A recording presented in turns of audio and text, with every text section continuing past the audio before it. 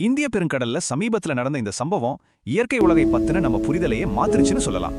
ஒரு தாய் டால்பின் இறந்த தன் குட்டிய பிரிய மனசில்லாம அதை தான் உடம்பாலேயே தாங்கிட்டு தொடர்ந்து நீந்துட்டே இருந்திருக்கு. நம்பவே முடியலல்ல. ஆமாங்க, கிட்டத்தட்ட 6 நாளா இரவு பகலா அந்த குட்டிய அது சுமந்துட்டே இருந்திருக்கு. இதுல ரொம்பவே சோகமான விஷயம் என்னன்னா, இறந்து போன அந்த குட்டி பிறந்து வெறும் 2 வாரங்கள் தான் ஆகியிருந்திருக்கு. ட்ரோன்ல பதிவான இந்த நெஞ்ச பிழியும் காட்சி இணையத்துல இதை பார்த்த எல்லாரையுமே பெரிய சோகத்துல ஆழ்த்திடுச்சு. அந்த தாய் டால்பினோட பேரு ஃப்ராசில். இந்த சம்பவத்துக்கு பின்னாடி ஃப்ராசில் பத்தின இன்னொரு சோகமான உண்மையும் இருக்கு.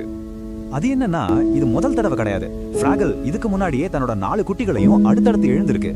தன் குழந்தையை இழக்கிற ஒரு தாயோட வலியும் தவிப்பும் எவ்வளவு பெருசுன்னு ஃப்ராகலின் இந்த தொடர் இழப்புகள் நமக்கு நல்லாவே உணர்த்துது.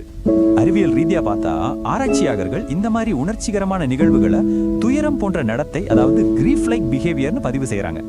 டால்பின்கள் மட்டும் இல்லாம மத்த கடல் பாலூட்டிகளும் இது மாதிரி ஆழமான உணர்வு புனைப்பை காட்டியிருக்கிறதா உயிரியலாளர்கள் பல முறை ஆவணப்படுத்தி இருக்காங்க. சோ, விலங்குகளுக்கும் நம்மை போலவே ஆழமான உணர்வுகள் இருக்கா? ஃப்ராகிலோட இந்த செயலை பத்தி நீங்க என்ன நினைக்கிறீங்க? கமெண்ட்ல சொல்லுங்க.